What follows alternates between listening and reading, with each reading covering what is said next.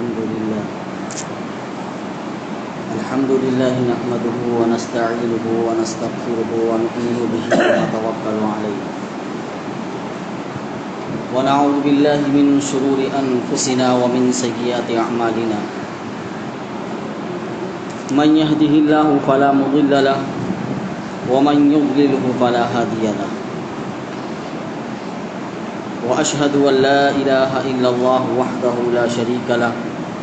وأشهد أن سيدنا ومولانا محمدا عبده ورسوله أما بعد وأعوذ بالله من الشيطان الرجيم بسم الله الرحمن الرحيم إنا نحن نزلنا الذكر وإنا له لحافظون وقال تعالى في موضع آخر لا يأتيه الباطل من بين يديه ولا من خلفه تنزيل من حكيم حميد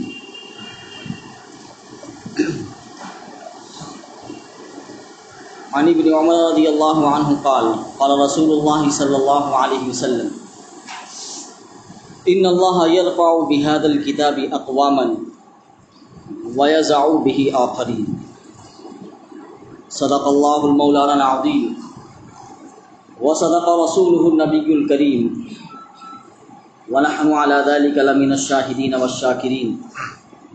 والحمد لله رب العالمين. محترم بزرگوں اور عزیز ساتھیوں، قرآن کریم یہ اللہ کی کتاب ہے. یہ انسانیت کے لیے ابدی پیغام اور زندہ دستور العمل ہے. یہ بیک وقت دماغ کو مطمئن کرتی ہے اور بربط دل کو بھی چھیڑتی ہے. یہ ایک انقلاب انگیز کتاب ہے. جیسے سورج کی تمازت میں کبھی کمی نہیں آ سکتی اور سمندر کی وسعتوں کو کم نہیں کیا جا سکتا، ایسے ہی اس کتاب کی اثر انگیزی اور اس کی تاثیر اور دلوں کو زیر و زبر کرنے کی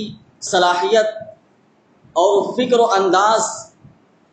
کو بدل دینے کی صلاحیت جو اس کتاب کے اندر ہے، اس میں کبھی کمی نہیں آ سکتی.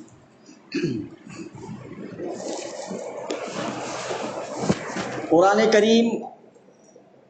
یہ اللہ رب العزت کا کلام ہے اور اس کلام کے اندر کبھی بھی جب سے یہ نازل ہوا ہے اس وقت سے لے کر آج تک اس میں کوئی تحریف، کوئی تبدیل، بلکہ زیر و زبر کا بھی فرق نہیں ہے.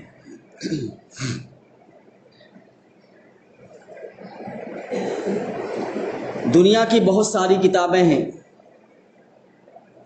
جو دیکھنے کے اعتبار سے بہت ضخیم بھی ہوتی ہیں. دنیا کی بڑی بڑی لائبریریوں کے اندر موٹی موٹی کتابیں موجود ہیں، لیکن کسی کتاب کے بارے میں یہ دعویٰ نہیں کیا جا سکتا کہ یہ جو کتاب موجود ہے اس سے اچھی کتاب، اس سے بڑھ کر کوئی عمدہ کتاب دوبارہ وجود میں نہیں آ سکتی. اتنی بڑی بڑی کتابیں موجود ہیں کہ کئی ادیبوں نے، مصنفوں نے اس کو لکھا ہے، ایک ساتھ مل کر لکھا ہے، لیکن کبھی بھی کسی ادیب نے، کسی مورخ نے یا کسی مصنف نے یا کسی شاعر نے، کسی انشا پرداز نے کبھی یہ دعویٰ نہیں کیا کہ میری کتاب کے جیسے کوئی کتاب بنا نہیں سکتا یا کوئی لکھ نہیں سکتا. کیوں؟ کیونکہ وہ جانتا ہے کہ یہ دنیا ارباب و کمال سے بھری ہوئی ہے. اس دنیا کے اندر بہت سارے افراد ایسے ہیں جو اپنی صلاحیت میں یکتا ہیں، ان کی صلاحیت کا کوئی ثانی نہیں، آج نہیں تو کل جیسے میں کتاب لکھا ہوں اس سے عمدہ کتاب کوئی دوسرا لکھ سکتا ہے۔ اس لیے آپ نے کبھی بھی کسی مصنف کے بارے میں نہیں سنا ہوگا کہ اس نے دعویٰ کیا ہو کہ میری کتاب سے اچھی کوئی کتاب پیش نہیں کر سکتا ہے۔ لیکن آپ قرآن کریم کے بارے میں غور کریں کہ قرآن کریم ایک ایسی کتاب ہے جس نے اپنے نازل ہونے سے لے کر، یعنی نزول کے زمانے سے لے کر اب تک یہ چیلنج کیا ہے کہ اس جیسی کوئی کتاب کوئی بنا کر پیش نہیں کر سکتا ہے۔ یعنی قرآن کریم کی جیسی کتاب اگر کوئی بنانا چاہے تو نہیں بنا سکتا ہے۔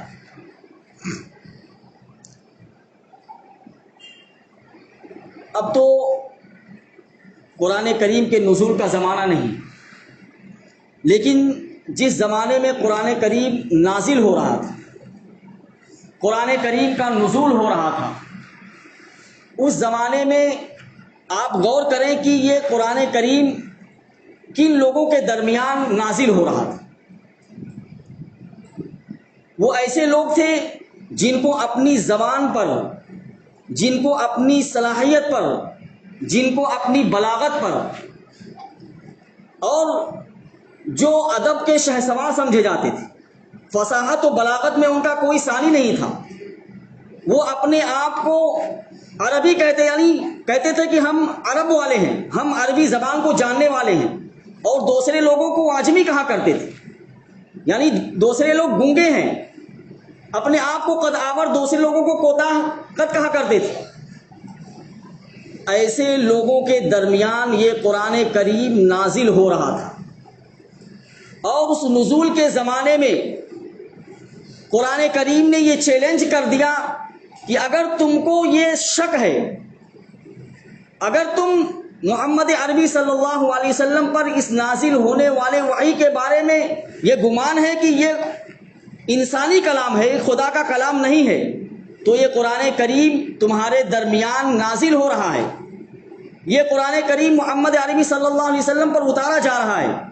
اگر تم یہ کہتے ہو کہ یہ کسی بشر کا کلام ہے اور یہ خدائی کلام نہیں ہے تو اس جیسی تم کوئی آیت بنا کر پیش کر دو۔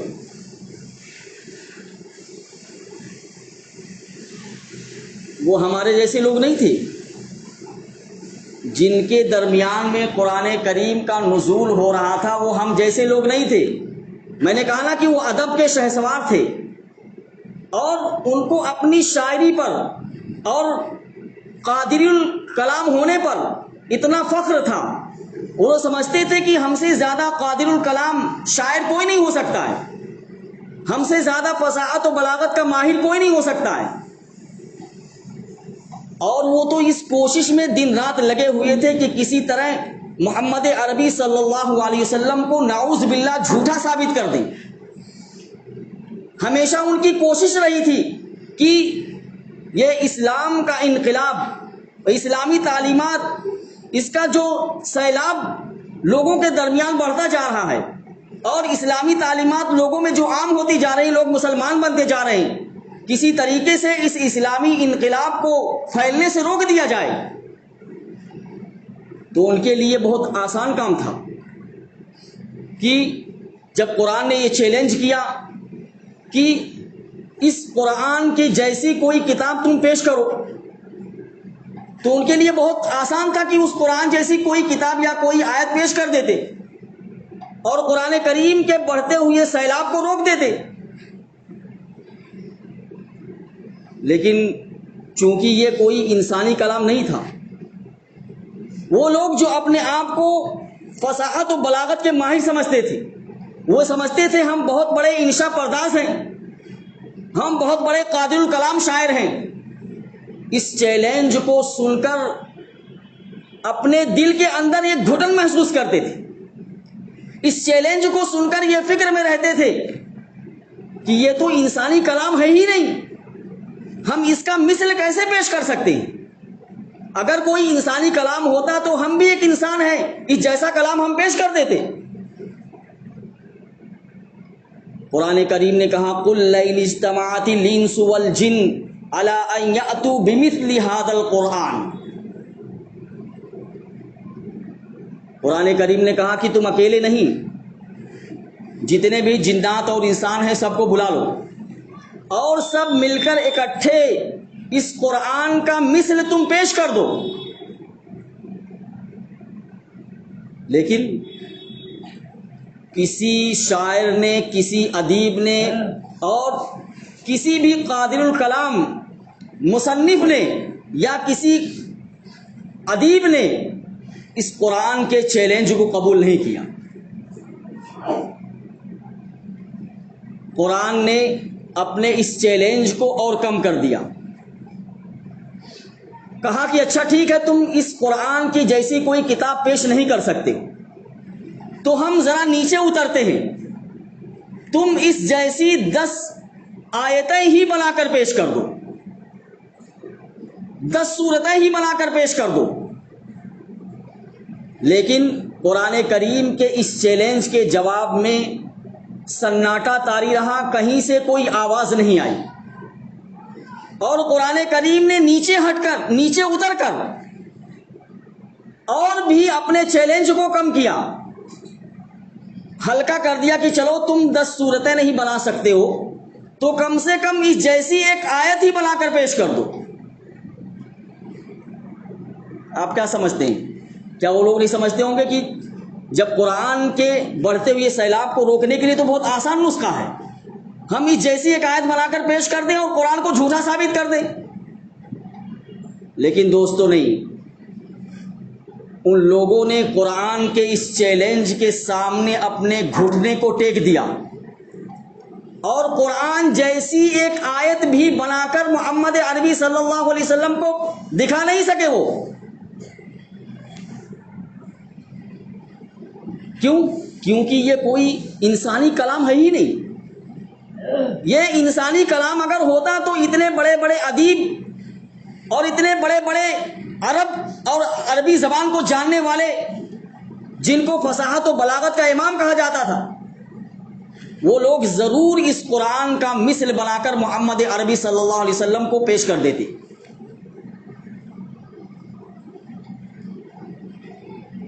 تو قرآن جب سے نازل ہوا ہے، اپنے نزول کے زمانے سے لے کر 1400-1500 سال کا عرصہ گزر گیا، آج تک قرآن کا مثل کوئی پیش نہیں کر سکا ہے، اور نہ قرآن کریم میں کسی بھی حرف کی یا کسی بھی لفظ کی یا زیر و زبر کی کوئی تبدیلی ہوئی ہے۔ کیوں؟ کیونکہ اس کی حفاظت کا ذمہ جو ہے کسی انسان کے نہیں ہے، بلکہ اس کی حفاظت کی ذمہ داری خود اللہ رب العزت نے لے رکھی ہے۔ اللہ رب العزت نے قرآن کریم میں کہا اِنَّا نَحْنُ نَزَّلْنَا الذِّكْرَ وَإِنَّا لَهُ لَحَافِظُونَ، کہ ہم نے قرآن کو نازل کیا ہے اور ہم ہی اس کی حفاظت کریں گے۔ اب جب اللہ رب العزت حفاظت کرنے والے ہیں تو اگر کوئی چاہے کہ میں اس میں ترمیم کر دوں، کوئی چاہے کہ میں اس میں ڈاکہ زنی کر کے اس کے کسی حرف کو تبدیل کر دوں، کوئی چاہے کہ میں اس میں کسی آیت کو ہٹا کر دوسری آیت داخل کر دوں، تو اپنے مقصد میں کامیاب نہیں ہو سکتا۔ کیوں؟ کیونکہ اس کی حفاظت کا ذمہ کسی انسان کے نہیں بلکہ اللہ رب العزت نے خود حفاظت کی ذمہ داری لی ہے۔ اور اللہ رب العزت نے دوسری جگہ ارشاد فرمایا لا یأتیہ الباطل من بین یدیہ ولا من خلفہ، کہ اس میں باطل نہ تو آگے سے آ سکتا ہے نہ پیچھے سے، کہیں سے بھی داخل ہو ہی نہیں سکتا اس میں، کیونکہ یہ اللہ رب العزت کی طرف سے نازل کیا ہوا قرآن ہے۔ جب آپ کو یہ بات سمجھ میں آ گئی کہ یہ انسانی کلام نہیں بلکہ یہ خدا کا کلام ہے اور اس کی حفاظت کی ذمہ داری اللہ رب العزت نے خود لے رکھی ہے اور اس کے کسی بھی لفظ میں تبدیلی نہیں ہو سکتی ہے، آیت تو چھوڑ دیجئے، اس کے کسی زیر و زبر کے اندر بھی تبدیلی نہیں ہو سکتی. اور حفاظت کی ذمہ داری اللہ رب العزت نے جو لی ہے وہ ایک معجزہ ہے. آپ اپنی کھلی آنکھوں سے دیکھ سکتے ہیں اس کو. یہ قرآن کریم میں تبدیلی نہیں ہو سکتی. اور قرآن کریم اللہ رب العزت نے اس کی حفاظت کی ذمہ داری لی ہے، اور کس طریقے سے اللہ رب العزت اس کی حفاظت کرتا ہے آپ کھلی آنکھوں سے اس کو دیکھ سکتے ہیں.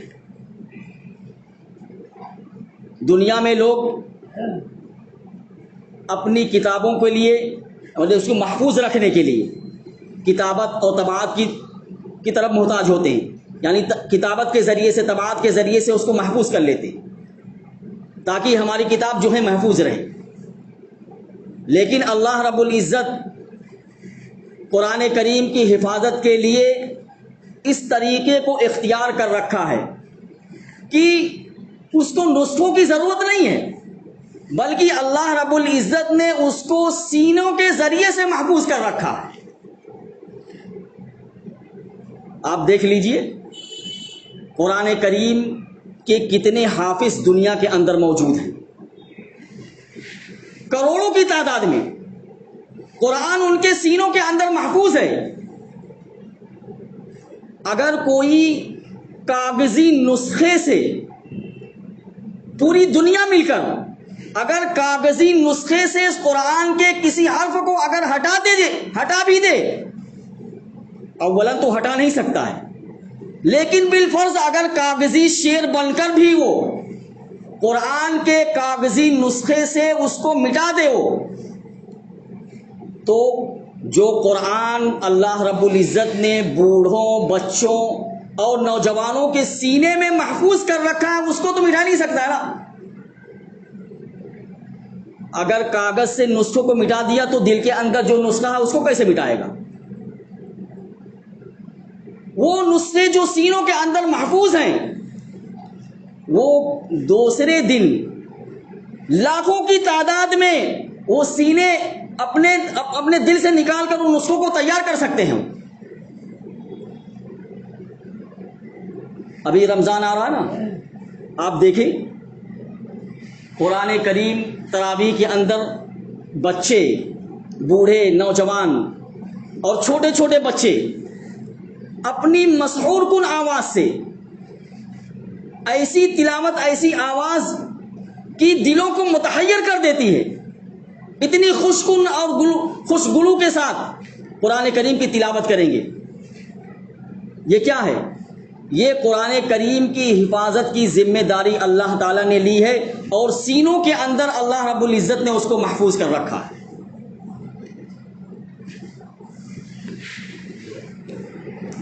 ابھی آپ نے دیکھا ہوگا چند ایک دو ہفتے پہلے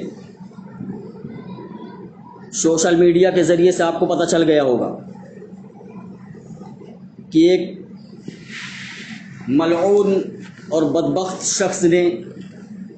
میں اس کا نام لینا نہیں چاہتا ہوں، سپریم کورٹ میں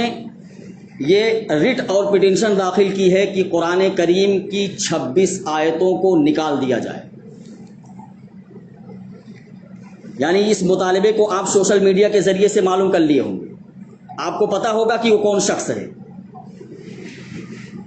اس کا مطالبہ ہے کہ قرآن کریم کی 26 آیتوں کو نکال دیا جائے، کیونکہ یہ 26 آیتیں جو ہیں یہ دہشت گردی کی تعلیم دیتی ہیں، یہ شدت پسندی کی تعلیم دیتی ہیں، یہ قرآن کریم پر عمل کرنے والوں کو نفرت کی تعلیم دیتی ہیں.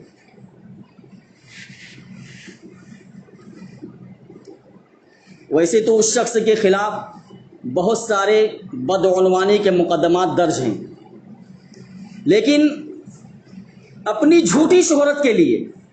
یا جس کی گود میں وہ بیٹھا ہوا ہے اس کی پشت پناہی حاصل کرنے کے لیے وہ اس طریقے سے سوشل میڈیا پر آ کر قرآن کریم کی 26 آیتوں کے بارے میں اور وکیل کے ذریعے سے جا کر سپریم کورٹ کے اندر اس نے پٹیشن داخل کر دی. ویسے تو زمینی سطح پر یا حقیقت میں دیکھا جائے تو اس مطالبے کا اس میں کوئی وزن ہے ہی نہیں، اس کو سرے سے ہی تسلیم کرنا ہی نہیں چاہیے۔ بلکہ سپریم کورٹ کے اندر جو جج بیٹھے ہوئے ہیں ان کو چاہیے کہ اس پٹیشن کو جو ہے، اس عرضی کو سرے سے خارج کر دیں اور ردی ٹوکری کے اندر ڈال دیں اس کو۔ کیونکہ یہ اس ملک میں جتنے بھی باشندے ہیں، جتنے بھی لوگ بسنے والے ہیں، ان سب کو قانون اس بات کی اجازت دیتا ہے کہ اپنے مذہبی معاملات میں وہ آزادانہ طریقے پر اپنے مذہب کی ہدایت پر عمل کر سکتے۔ تو سپریم کورٹ کو جو چاہیے کہ سرے سے ہی اس کو خارج کر دے، اس پر بحث ہی نہ کرے۔ لیکن اگر اس کی پٹیشن پر بحث ہو رہی ہے تو پھر ہمیں یہ سوچنا پڑے گا کہ کسی غیر کا ہاتھ اس کی پشت پر ہے اور کوئی غیر اس کی پشت پناہی حاصل کر کے، یا یوں کہہ لیجئے کہ کوئی غیر اس آدمی کا سہارا لے کر اس کی زبان سے ایسی باتیں کہلوا رہا ہے، کیونکہ یہ مذہبی معاملہ ہے۔ اور جب مذہبی معاملہ ہے اور اس ملک میں بسنے والے ہر شہری کو یہ حق حاصل ہے کہ اپنے مذہب پر آزادانہ طریقے پر عمل کر سکتا ہے، تو یہ حکومت کی بھی ذمہ داری ہے، اور جو قانون جاننے والے ہیں، جو قانون داں ہیں، ان کی بھی یہ ذمہ داری بنتی ہے کہ ایسی پٹیشن پر یا ایسی عرضی پر، ایسی ریٹ پر کوئی توجہ ہی نہ دیں، بلکہ ایسے شخص کے خلاف جو اس ملک کے اندر بدامنی اور اس ملک کے ماحول کو خراب کرنا چاہتا ہے، اس کے خلاف کیس درج کریں اور اس کو جیل کی سلاخوں کے پیچھے ڈھکیل دیں۔ کیونکہ اس نے ملک کے اندر بدامنی پھیلانے کی کوشش کی ہے، اور اس کے اوپر بہت سارے کیس ہو رہے ہیں، بلکہ ان کی برادری کے ماننے والے لوگ بھی اس کا ساتھ چھوڑ چکے ہیں، اور برادری کے نہیں بلکہ گھر والے لوگ، بھائی بہن، ماں، سب اس کا ساتھ چھوڑ چکے ہیں، کیونکہ یہ کوئی معمولی چیز نہیں ہے۔ یہ قرآن کی 26 آیتوں کو نکال دینا اور یہ کہنا کہ یہ قرآن کریم کی جو 26 آیتیں ہیں اس میں دہشت گردی کی تعلیم دی جاتی ہے، یا یہ کہنا کہ یہ 26 آیتیں یہ اللہ کی طرف سے نہیں ہے بلکہ خلفائے راشدین نے اس کو داخل کر دیا بعد میں، اس کا کہنا ہے کہ 26 آیتیں یہ اللہ تعالیٰ کی طرف سے نہیں ہے بلکہ خلفائے راشدین نے، تینوں خلیفہ نے بعد میں اس میں داخل کیا۔ ابھی آپ سن چکے ہیں نا کہ قرآن کریم کے اندر کبھی کوئی تبدیلی نہیں ہو سکتی، کوئی ایک آیت ادھر سے ادھر نہیں ہو سکتی ہے، تو خلفائے راشدین کیسے اس میں ترمیم کر سکتے ہیں، یا خلفائے راشدین کیسے اس میں تبدیلی کر سکتے ہیں اور دوسری آیت کو اس میں داخل کر سکتے ہیں؟ بس ہندی میں قرآن کا ترجمہ پڑھ لیا یا کسی اور زبان میں قرآن کا ترجمہ پڑھ لیا اور اس کے بعد فیصلہ کرنے لگے کہ نہیں، یہ آیت جو ہے قرآن کی یہ نفرت پھیلا رہی ہے، یہ غیر مسلموں کے خلاف یہ آیت ہے اور غیر مسلموں کے ساتھ سختی کا مطالبہ کر رہی ہے آیت۔ دیکھیے دوستو، قرآن کریم کی جو آیت، قرآن کریم کو سمجھنے کے لیے صرف ہندی زبان میں یا انگریزی زبان میں یا کسی زبان میں اس کا ترجمہ پڑھ لینا کافی نہیں ہے کہ ترجمہ پڑھ کے ہم اس کے مطلب کو، اس کے مفہوم کو بیان کرنے لگیں۔ جس طریقے سے قانون کی کتاب ہر شخص اس کی تشریح نہیں کر سکتا ہے، قانون کی کتاب ہے، اس کی تشریح کرنے کے لیے کسی وکیل کا ہونا ضروری ہے، یا اس کی تشریح کرنے کے لیے اس ماہر کا ہونا ضروری ہے جس نے قانون کی کتاب کو پڑھا ہے اور جس نے اس پر پریکٹس کی ہے، ہر شخص قانون کی تشریح نہیں کر سکتا، اور عدالت میں اگر اس کی تشریح کرے گا قانون کی تو اس کو تسلیم نہیں کیا جائے گا۔ ایسے ہی قرآن کریم کا صرف ترجمہ پڑھ کر اس کی تشریح ہر کس اور ناقص نہیں کر سکتا ہے۔ ہر شخص کے بس کی بات نہیں ہے کہ اس کی تشریح، اس کے مفہوم کو بیان کرے لوگوں کے سامنے، بلکہ جنہوں نے اپنی زندگی کو اس قرآن کریم کے سمجھنے میں وقف کیا ہے، اور جنہوں نے اپنی زندگی کو قرآن کریم کے رموز و اوقاف اور اس کے علوم کو سمجھنے کے لیے وقف کیا ہے، جو قرآن کریم کے بڑے بڑے مفسر ہیں، جو قرآن کے علوم سے واقف ہیں، ان سے معلوم کرنا پڑے گا کہ اس قرآن کی اس آیت کا مطلب کیا ہے۔ ان کو معلوم ہے کہ یہ قرآن کس وقت اور کس موقع پر اور اس کا شان نزول کیا ہے، اور اللہ رب العزت اس آیت کے اندر کون سا پیغام دینا چاہتے ہیں۔ بس ہندی زبان میں قرآن کا ترجمہ پڑھ لیا اور اس کے بعد اس کی تشریح کر دی کہ نہیں یہ دہشت گردی کی تعلیم دے رہی، اس لیے قرآن کریم سے اس آیت کو نکال دیا جائے۔ جن آیتوں کے خلاف سپریم کورٹ کے اندر پٹیشن داخل کی گئی ہے، پہلی بات تو یہ ہے کہ اعتراض کرنے والے نے اس قرآن کریم کی ان آیتوں کو سمجھا ہی نہیں ہے، کس پس منظر میں وہ آیتیں نازل ہوئی ہیں اور اللہ رب العزت نے اس میں کیا پیغام دیا ہے۔ جتنی بھی آیتیں ہیں نا سب جہاد کے لیے ہیں، اکثر آیتیں جو ہے اس میں جہاد کی ہیں۔ اب جہاد کے لفظ سے جو ہے غیر مسلموں کو بہت تکلیف کہ یہ مسلمانوں کے دلوں میں ہمارے خلاف، ہمارے تئیں جو ہے نفرت پھیلا رہی ہے، اس لیے اس کو مٹا دیا جائے قرآن سے تاکہ مسلمانوں کے دلوں سے نفرت ہماری ختم ہو جائے۔ نہیں دوستو، دیکھیے کچھ حالت ایسی ہوتی ہے جو جنگ کی حالت ہوتی ہے، اور کچھ حالتیں ایسی ہوتی ہیں جو امن کی حالتیں ہوتی ہیں، معاہدے کی حالت ہوتی ہے۔ جو آیتیں یعنی جن آیتوں پر اعتراض کیا گیا ہے وہ ساری کی ساری آیتیں جو ہیں جنگ سے تعلق رکھتی ہیں، اکثر آیتیں جو ہیں اس میں جنگ سے ان کا تعلق ہے۔ آپ جانتے ہیں کہ جب جنگ کی حالت ہوتی ہے،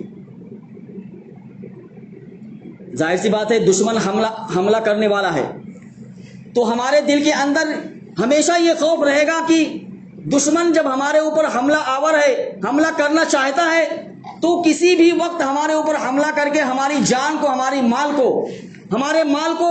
یا ہماری عزت آبرو کو نقصان پہنچا سکتا ہے، ہمیں موت کے گھاٹ اتار سکتا ہے۔ تو پھر جنگ کی حالت میں انسان چوکنا رہتا ہے اور یہ سوچتا ہے کہ جب دشمن حملہ کرنے والا ہے تو مجھے بھی تیاری کرنی چاہیے۔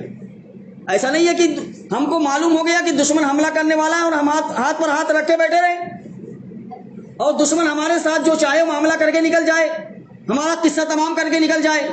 اور ہم اپنے ہاتھ پر ہاتھ دھرے بیٹھے رہے۔ ایسا تو نہیں ہوگا نا جنگ کی حالت میں۔ جنگ کی حالت میں یہ ہوگا چاہے مد مقابل جو ہے ہم کو مار دے، ہم مد مقابل کو مار دیں، بھائی اسی ارادے سے جنگ ہو رہی ہے۔ تو ایک جنگ کی حالت ہوتی ہے جس میں یہ ہوتا ہے کہ امن نہیں ہوتا، خوف رہتا ہے دل میں کہ کسی بھی وقت حملہ کرنے والا ہمارے اوپر حملہ کر کے ہماری جان مال کو نقصان پہنچا سکتا ہے، ہماری عزت آبرو کو نقصان پہنچا سکتا ہے۔ آپ دیکھ لیجئے اللہ کے رسول صلی اللہ علیہ وسلم کی مکی زندگی، سیرت کی کتابوں میں دیکھیں مکی زندگی آپ صلی اللہ علیہ وسلم کی کیسی گزری ہے۔ فضائل اعمال کے اندر آپ صلی اللہ علیہ وسلم کی مکی زندگی کے بارے میں جو بیان کیا گیا اس کو پڑھ لیں آپ، یا علماء کرام جو بیان کرتے ہیں آپ صلی اللہ علیہ وسلم کی مکی زندگی کے بارے میں، کتنی سختی آپ صلی اللہ علیہ وسلم نے برداشت کی ہے اور ان لوگوں نے مسلمانوں کے خلاف کیسے ظلم و بربریت کا لنگر ناچ ناچا ہے۔ تاریخ میں وہ ظلم و بربریت بالکل لکھا ہوا ہے، اس کو کوئی مٹا نہیں سکتا ہے۔ آپ صلی اللہ علیہ وسلم کی مکی زندگی ہے، دیکھیے حالت کیسی ہے، کس حالت میں اللہ رب العزت جو پیغام دے رہے ہیں مسلمانوں کو وہ کس حالت میں پیغام دے رہے ہیں۔ آپ صلی اللہ علیہ وسلم کی مکی زندگی ہے دشمن آپ صلی اللہ علیہ وسلم کو قتل کرنے کے در پہ ہیں، آپ صلی اللہ علیہ وسلم کو قتل کرنے کی سازشیں ہو رہی ہیں، آپ صلی اللہ علیہ وسلم راستے سے گزرتے ہیں تو آپ صلی اللہ علیہ وسلم کے جسم مبارک پر غلاظت ڈال دی جاتی ہے، آپ صلی اللہ علیہ وسلم خانہ کعبہ کے اندر اللہ کی عبادت کرتے ہیں تو آپ کے گردن مبارک پر پیر رکھ دیا جاتا ہے، جس کی وجہ سے آپ کا سانس مبارک رک جاتا ہے، آپ کا دم گھٹنے لگتا ہے۔ عقبہ بن ابی معیط کے بارے میں ہے کہ اس دشمن نے آپ صلی اللہ علیہ وسلم جب عبادت کر رہے تھے اللہ کی تو خانہ کعبہ کے اندر اونٹ کی اوجھ لا کر، اونٹ کی اوجھڑی لا کر آپ صلی اللہ علیہ وسلم کے پیٹ پر رکھ دیا اس نے۔ آپ صلی اللہ علیہ وسلم اس اونٹ کی وزن سے، اونٹ کی اوجھڑی تھی اس کے وزن سے آپ صلی اللہ علیہ وسلم برداشت نہیں کر پا رہے تھے، اتنا وزن تھا وہ،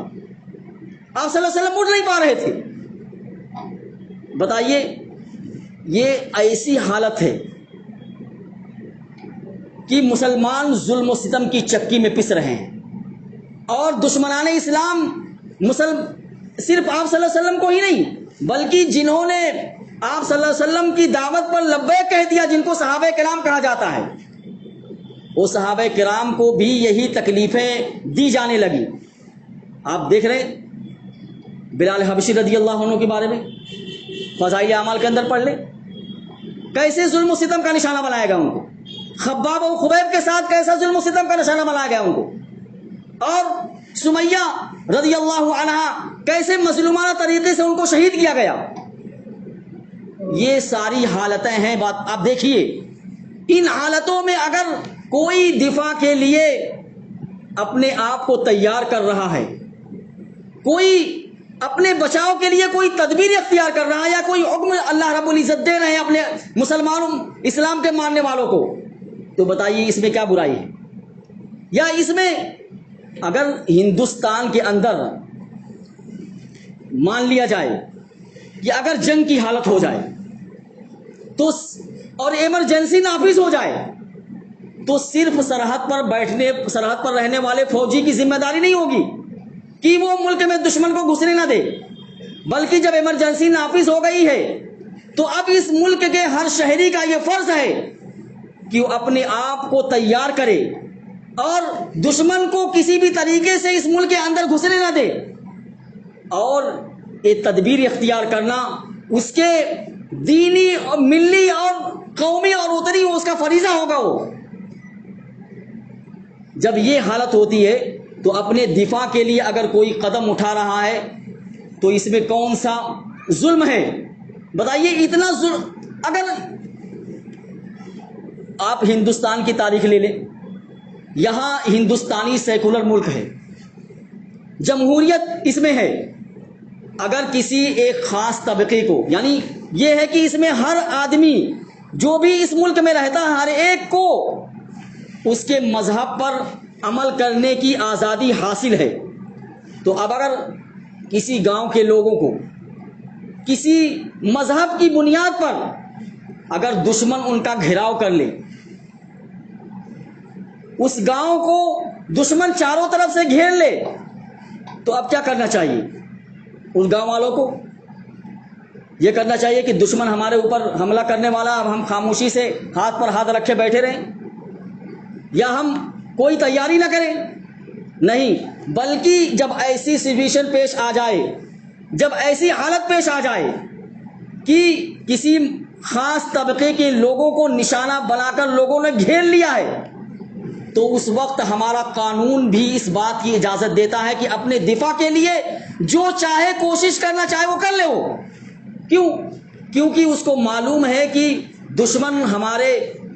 گاؤں کے اندر آ گیا ہے، یا دشمن ہمارے اوپر حملہ کرنا چاہتا ہے اور ہماری عزت کو اور ہمارے مال کو لوٹنا چاہتا ہے، یا ہمارے گھروں کو آگ لگا دے گا، تو پھر وہ گاؤں والے تھوڑی سوچیں گے کہ بھائی آنے دو دشمن کو، جیسے چاہے ہماری عزت کو لوٹ لے، ہمارے مال کو لوٹ لے، ہمارے گھروں کو آگ لگا دے، ہم ہاتھ پر ہاتھ رکھے بیٹھے رہیں گے؟ نہیں، بلکہ قانون بھی اور ہمارا مذہب بھی اس بات کی اجازت دیتا ہے کہ آپ جو کچھ تدبیر اختیار کرنا چاہیں اپنے بچاؤ کے لیے وہ تدبیر آپ اختیار کر سکتے ہیں۔ ایسے ہی حالت، یہ جو آیتیں نا یہ انہی حالت کے پیش نظر نازل ہوئی ہے۔ اب اگر کوئی اس پر اعتراض کرتا ہے کہ یہ مذہب کی بنیاد پر نفرت پھیلا رہی ہیں آیتیں، تو دوستو وہ قرآن کریم کی اس آیت کو سمجھا ہی نہیں ہے۔ میں نے کہا نا قرآن کریم کی آیت کو سمجھنے کے لیے کم سے کم جنہوں نے اس قرآن کریم کو سمجھا ہے ان سے رابطہ کریں کہ اس قرآن کا صحیح مطلب تم بیان کر دو۔ اس لیے دوستو ہمارا یہ عقیدہ ہے کہ قرآن کریم کی 26 آیت تو کیا، اس کے ایک زیر کو بھی آپ قرآن کریم سے حذف نہیں کر سکتے۔ قرآن کریم صداقت اور حقانیت کی ایسی چٹان ہے کہ جو بھی اس سے ٹکرائے گا وہ پاش پاش ہو جائے گا۔ قرآن کریم کو مٹانے والے دنیا سے مٹ گئے، قرآن کریم کے خلاف سازشیں کرنے والوں کا نام و نشان مٹ گیا، لیکن قرآن کریم اپنی حقانیت اور صداقت کے ساتھ روز اول سے زندہ ہے اور زندہ رہے گا اور تا قیامت زندہ رہے گا انشاءاللہ۔ انشاءاللہ تو نہیں کہنا چاہیے کیونکہ اس کی حفاظت کا ذمہ خود اللہ رب العزت نے لیا ہے۔ تو جب اللہ خود چاہ رہا ہے کہ میں اس کی حفاظت کروں تو پھر ہم انشاءاللہ کہ اللہ چاہے گا تو اللہ تو خود ہی چاہ رہا ہے کہ ہم اس کی حفاظت کریں گے۔ اس لیے اگر کسی شخص نے قرآن کریم کے بارے میں کہا کہ 26 آیتوں کو قرآن کریم سے نکال دو، آپ بے فکر رہیں، دنیا کی کوئی بھی طاقت قرآن کریم کے ایک زبر کو بھی نہیں ہٹا سکتی ہے۔ اللہ رب العزت بس ہم اگرچہ قرآن کی تعلیم پر عمل نہیں کرتے، ایک مذہبی اعتبار سے جب بھی کوئی معاملہ آتا ہے تو مسلمان چاہے جتنا گیا گزرا کیوں نہ ہو، چاہے اس کی عملی زندگی میں قرآن کی تعلیمات مکمل طور پر نہ ہو، چاہے وہ کتنی بدعملی کی زندگی کیوں نہ گزار رہا ہو، لیکن جب بھی مذہب اسلام کی یا قرآن کی بات آئے گی یا آپ صلی اللہ علیہ وسلم کی ذات اقدس پر کوئی کیچڑ اچھالا جائے گا نعوذ باللہ، تو مسلمان چاہے کتنا بھی بدعمل کیوں نہ ہو وہ اس کو برداشت نہیں کر سکتا ہے،